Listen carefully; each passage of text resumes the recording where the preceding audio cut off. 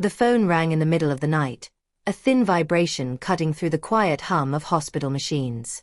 I watched it light up on the tray beside me and let it buzz longer than necessary. Patience was something I'd been forced to learn. When I finally answered, a woman's laugh spilled through the speaker, loose, careless, the sound of wind near water. It didn't belong in a room that smelled of disinfectant and stale takeout. "Sorry," a man said, amused and out of breath. "Wrong number." He hesitated, smiling into the silence. "Unless this is still his phone." The call ended. I stared up at the ceiling tiles, tracing faint stains and cracks, measuring my breathing, counting the ways 30 days could erase a person. Moments later, the screen lit up again. Images appeared and vanished too fast to be accidental. Nighttime streets, glowing bottles, wine caught mid-toast. Then a wrist I knew too well, wrapped in the silver band I'd given years earlier, when promises were still said out loud. In one photo, my sister-in-law leaned towards someone cropped out of the frame, laughing. In another, a man's hand rested on my wife's leg, casual and intimate, like it belonged there. I closed my eyes and slowed my pulse. Fear makes noise. Planning does not. They had left me with $20 and a half-empty pizza box. The return date circled on the refrigerator in red marker.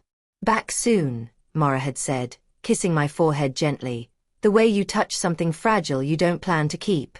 Now the room felt tighter, as if the truth had taken up space. I didn't need a name to know who it was. The past always walks back in like it never left. Adrian. The man she'd sworn was long gone. The one still active online in the early hours of the morning. The laugh from the phone matched his perfectly. I replayed the weeks before their trip. The sudden tenderness that felt rehearsed. The way Mara insisted she'd paid for insurance with her own money, even though our shared account told a different story.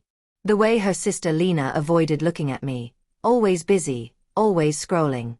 While my body mended, I fed myself comforting stories. While my strength returned, my excuses disappeared. Mara had stopped saying my name. Conversations turned functional. "Can you help me up? Can you pass that?" Packing was quick, light, efficient. Nothing sentimental left behind. Betrayal doesn't announce itself with fireworks. It arrives softly, asking you to look away. I didn't confront her. I watched. I waited. Some betrayals ask for fury. Others require accuracy. I chose accuracy. Phone logs told their own story. Cloud accounts she forgot to close stayed open to me. Location services she assumed were off traced their movements anyway. Lena's private profiles still betrayed them in reflections, shadows, mirrored glass. Their trip unfolded like a script. Galleries in the morning, drinks before noon, Adrian always nearby but never centered, tagged by mistake, erased too late. I learned the hotels, the rooms, the lie about 2 beds. On the surface, I healed. I joked with nurses, took careful steps down the hall, signed release forms. Beneath that, I assembled dates and timestamps. The night she claimed exhaustion. The afternoon her phone lost service. The voicemail where she called me Adrian and deleted it seconds later. I still had it. While they wandered, I ordered only paperwork. I moved funds she never realized I could reach. I changed passwords she thought were secure. I filed documents that worked silently until the moment they were done. By the time their flight landed, I no longer needed help to stand.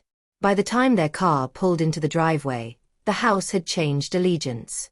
They arrived glowing and careless, wheels rattling over the floor, Lena talking too fast, Maura already apologizing without knowing why. Then she noticed. Bare walls. Empty rooms. One envelope waiting on the table. Her face strained. "No. This isn't." I slid the envelope toward her. Inside were receipts, timelines, photos, call logs. The 3:12 a.m. call circled neatly in red. She sank into a chair, Lena following, stunned. "I can explain," Maura whispered. "I know," I said. She unraveled then, tears, Confessions dressed as excuses. Adrian was a mistake. The trip was about healing. My illness had pushed her away. I listened the way you listen to someone you no longer belong to. When she finished, I handed her another sheet. Divorce filed. Accounts separated. Authority revoked. Access ended. You left me with $20, I said quietly. I used it to buy time. Lena jumped up, furious. Loyalty pointed the wrong way. I met her eyes. You need to leave. Silence shattered the room. Mara reached for me. I stepped back, not dramatically, just enough. I knew before you left, I said. I wanted to see how far you'd go. That was when it truly landed. She folded inward, understanding too late that she'd walked herself into the ending. There was no shouting worth remembering. Adrian didn't answer his phone. Messages went unanswered. I opened the door. They left carrying bags heavier than when they'd arrived. The house settled into stillness. I sat alone and felt nothing sharp, only clean, quiet certainty. Betrayal doesn't resolve with forgiveness. It ends with clarity. I turned off the lights, locked the door, and walked away from the version of myself that waited to be chosen. Some losses teach you balance.